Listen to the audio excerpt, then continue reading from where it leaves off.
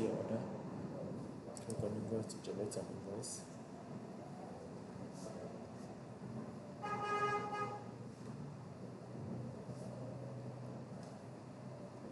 So have your name of your shop, every detail, the customer that you're generating the invoice for, everything is here to generate and send invoice.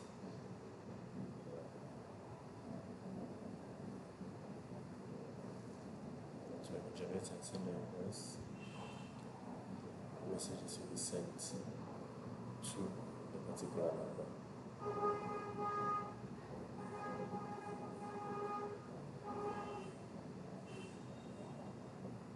You realize the status has changed to ready for backup. If we come to invoice,